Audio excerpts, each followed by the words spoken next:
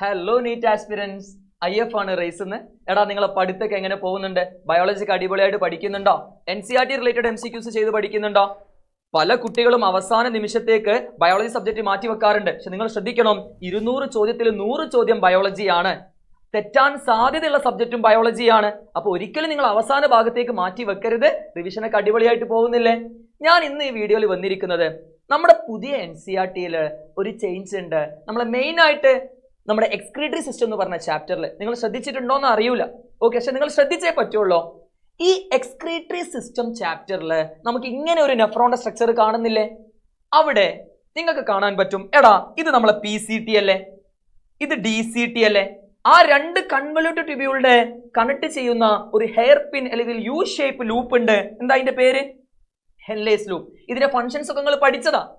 നമ്മുടെ പഴയ NCERT-യിൽ ഡയഗ്രാം ശരിയാണ്, പുതിയ NCERT-യിലെ ഡയഗ്രാം ഒരുപോലെ, വ്യത്യാസമൊന്നുമില്ല. പക്ഷെ പഴയ NCERT-യിൽ നിങ്ങൾക്ക് കാണാൻ പറ്റുവാടാ, ഈ നോക്കിക്കേ, ഈ മുകളിലോട്ടേക്കുള്ള ആരോ ഒക്കെ എന്താണ്? ബോഡിയിലേക്ക് തിരിച്ചെടുക്കുക, റീഅബ്സോർപ്ഷൻ. ഈ ട്യൂബ്യൂൾസിന് അകത്തേക്കുള്ള ആരോ എന്താണ്? സെക്രീഷൻസ് ആണ്, അയണിക് ഇക്വിലിബ്രിയം മെയിൻറ്റെയിൻ ചെയ്യാൻ വേണ്ടിയിട്ടല്ലേ. അപ്പൊ PCT-യിൽ ഇലക്ട്രോലൈറ്റും വാട്ടറും ഒക്കെ റീഅബ്സോർപ്ഷൻ ആണ്, തിരിച്ചെടുക്കുന്നു. Maximum reabsorption takes place in PCT because it is lined by brush bordered cuboidal epithelium.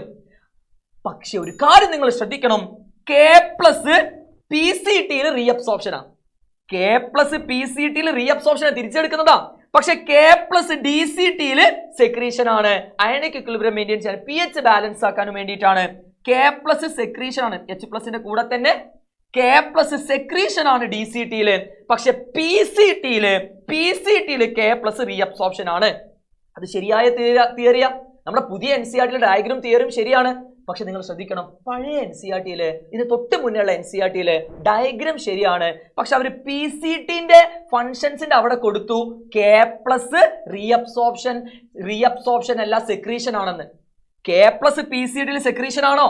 അല്ല, അത് റീഅബ്സോർപ്ഷൻ ആണ്. പുതിയ NCERT-യിൽ കറക്റ്റ് ആയിട്ട് കൊടുത്തിട്ടുണ്ട്, K+ PCT-യിൽ റീഅബ്സോർപ്ഷൻ ആണ്, K+ DCT-യിൽ സെക്രീഷൻ ആണ്. ഈ ചേഞ്ച് കുഞ്ഞുങ്ങൾ മനസ്സിലാക്കണം. ഇത് നിങ്ങളെ ഫ്രണ്ട്സ് ആരെങ്കിലും അറിയാതെ പോയിട്ടുണ്ടെങ്കിൽ അവരോടൊക്കെ ഷെയർ ചെയ്യുക, ഈ വീഡിയോ ഷെയർ ചെയ്യുക. ഇനി അങ്ങോട്ടേക്ക് റേസ് നിങ്ങളെ കൂടെ ഉണ്ട്. നിങ്ങൾ എന്തൊരു സംശയത്തിനും നീറ്റ്, അതായത് മെയ് 5-ാം തീയതി വരെ പൊരുതണം. നമുക്കൊരു ഡോക്ടർ ആവണ്ടേ?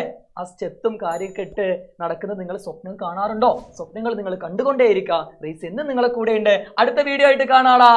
ബൈ.